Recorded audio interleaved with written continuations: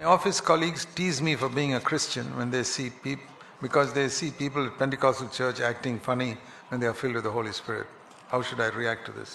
और मेरे ऑफिस के कर्मचारी है वो मेरा मजाक उड़ाते हैं जब वो देखते हैं मुझे कि मेरे ऑफिस के लोग पेंटिकोस्टल लोग जब When they say they are filled with the Holy वो Spirit. कहते हैं कि पवित्र आत्मा में भर के वो कुछ दिखावा करते हैं कुछ करते हैं। So, I think you have to tell them that there are funny people in every religion. I don't agree with that. और उनको आपके सहयोगी को कहना है कि हर एक धर्म के अंदर ऐसे मजाक के लोग होते हैं और पागल लोग होते हैं। So don't judge everybody by that. और उससे हर एक का आप न्याय न करें। Everything good is counterfeited.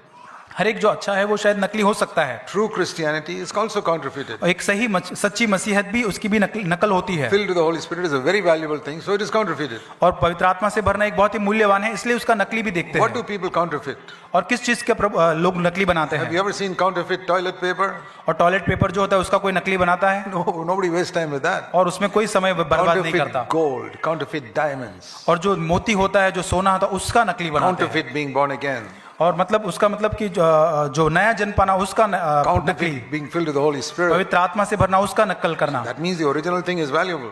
इसका मतलब जो सही है ओरिजिनल है वो बहुत ही मूल्यवान You है। have to tell them that I don't agree with all who call themselves Christians. और ये सारी लोग जो अपने को मसीह See, कहते हैं उससे मैं सहमत नहीं When हूँ। I witness to somebody in a train, जब मैं ट्रेन में किसी को he गवाह may, देता he may हूँ be a non-Christian. वो जो मसीह नहीं है, First thing I tell him is, पहली चीज मैं उससे जो कहता हूँ, see, I want to tell you, first part of the gospel.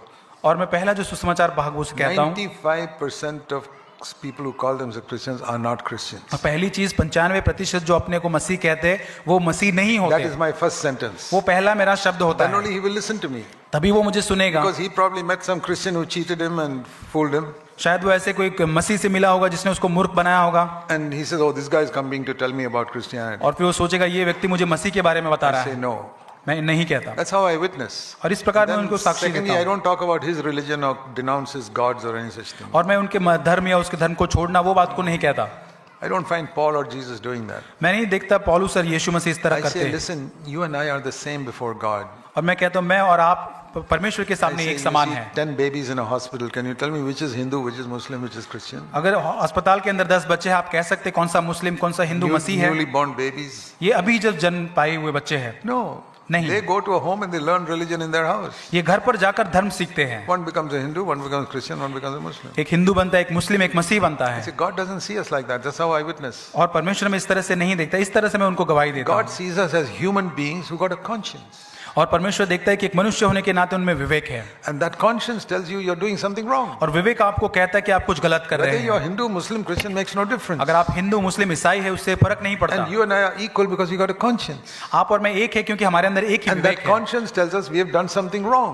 अगर हमारा विवेक कहता है हमने कुछ गलत किया है And a holy God demands punishment. और फिर पवित्र परमेश्वर है जो उसके एक दंड की You अपेक्षा see, करता है। if your God is not holy, then he'll say, okay, forget it. अगर आपका परमेश्वर धर्मी या पवित्र नहीं है तो वो जाने देगा। True God is a holy God. लेकिन एक सच्चा परमेश्वर So पवित्र his है sin has to be punished. और उसके पाप के उसके दंड मिलना चाहिए। So Jesus took that punishment. और यीशु ने वो दंड लिया That's why I can be forgiven. और इस वजह से That's how I मुझे preach- माफी that's मिलती how I है। preach the gospel. और इस प्रकार मैं सुसमाचार का प्रचार करता हूँ।